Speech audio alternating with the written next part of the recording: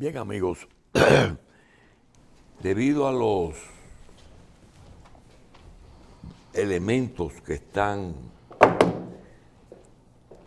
tratándose a nivel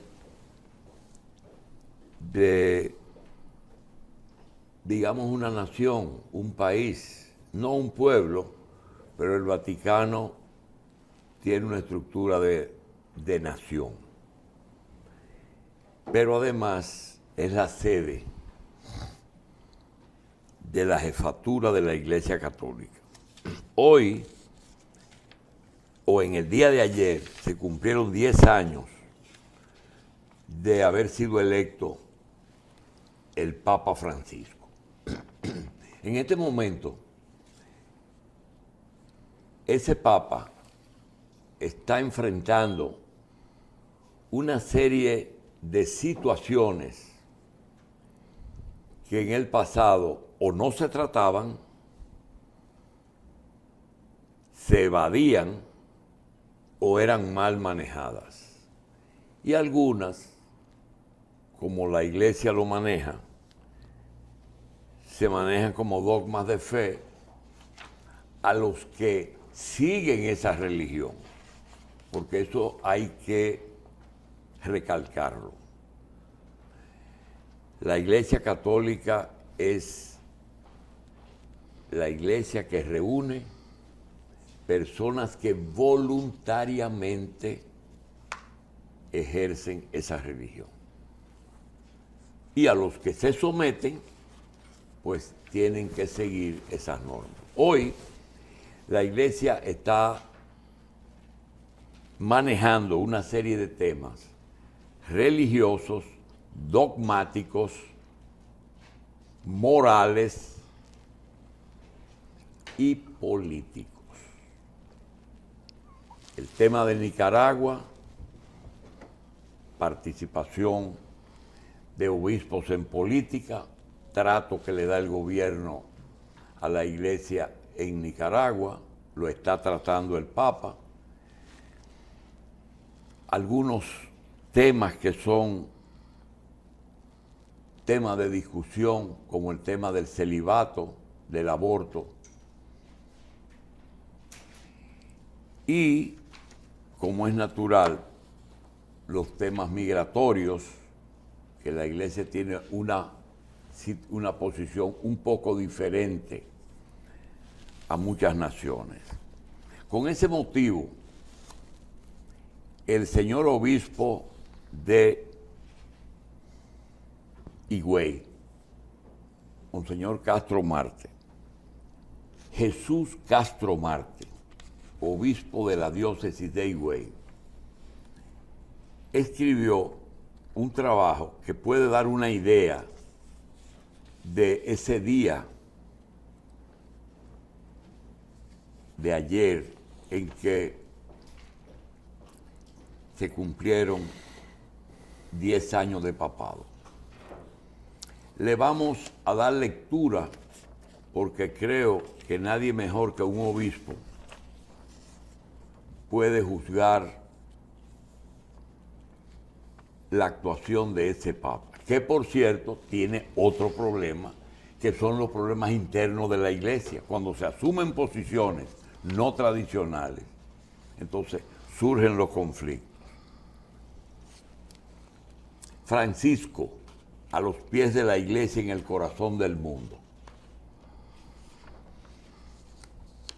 El 13 de marzo se cumplen 10 años del pontificado del Papa Francisco. Sus primeras palabras, recién elegido, han marcado su camino al servicio de la iglesia y de la sociedad. Cuando dijo: comenzamos este camino, obispo y pueblo, un camino de fraternidad, de amor, de confianza entre nosotros. Siempre recemos por nosotros, el uno por el otro. Recemos por todo el mundo, para que haya una gran fraternidad. Y ahora quisiera dar la bendición, pero antes les pido un favor. antes que el obispo bendiga al pueblo, les pido que ustedes recen para que el Señor me bendiga la oración del pueblo, pidiendo la bendición para el obispo. Desde ese momento se comenzó a vivir la riqueza de la sinodalidad, que hoy se reflexiona en todas las comunidades, fraternidad y confianza. A nadie ha dejado indiferente las palabras y modo de actuar de Francisco. Es más, ha provocado desde la mayor aceptación hasta el rechazo más sonoro. Pero esto no es extraño, porque la misma palabra de Dios es radical y comprometedora. No se puede escuchar la palabra y a la vez permanecer indiferente ante el sufrimiento humano. Sus escritos y disertaciones nacen de un corazón apasionado por el Evangelio. Esa misma buena noticia movió a Francisco de Asís a entregarse gratuitamente a la construcción del reino.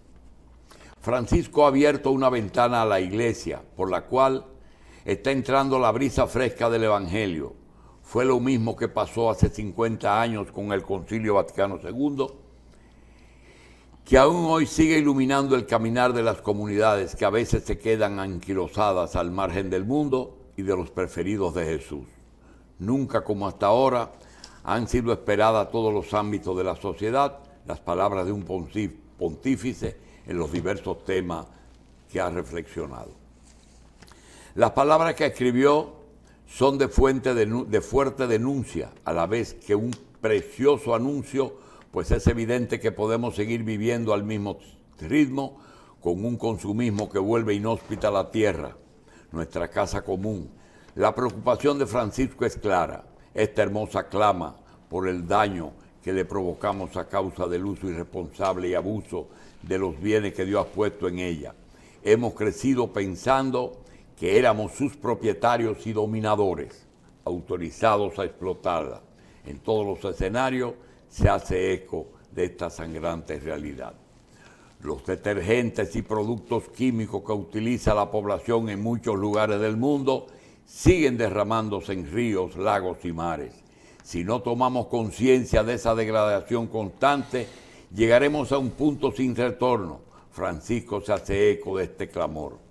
¿Quién ha convertido el maravilloso mundo marino en cementerios subacuáticos despojados de vida y de color? Este fenómeno se debe en gran parte a la contaminación que llega al mar como resultado de la deforestación, de los monocultivos agrícolas, de los vertidos industriales y de métodos destructivos de pesca, especialmente los que utilizan cianuro a dinamita. Y en querida Amazonia sigue recordando la obligación de cuidar la naturaleza en un escrito reflexionando por las comunidades que viven en la Amazonia.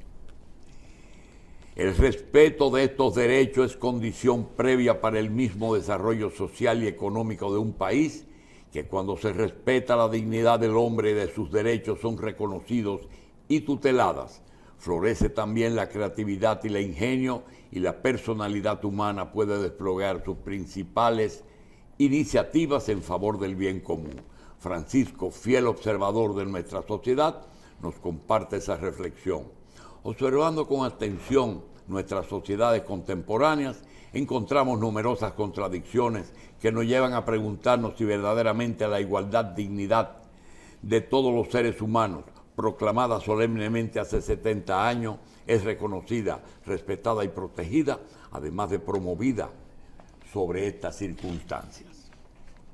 Pese a todos aquellos que vaticinan calamidades más fuertes que la utopía del paraíso que Jesús nos promete en momentos de amargo de cruz, esta encíclica anima a seguir reflexionando y fortaleciendo nuestra lucha por la dignidad, siendo fieles a la herencia que esta tierra nos deja de corazones valientes de la primera comunidad dominica, que no tuvo miedo de proclamar la verdad y denunciar las injusticias, quienes defienden la libertad olvidan la igualdad, y quienes apoyan la igualdad restringen la libertad.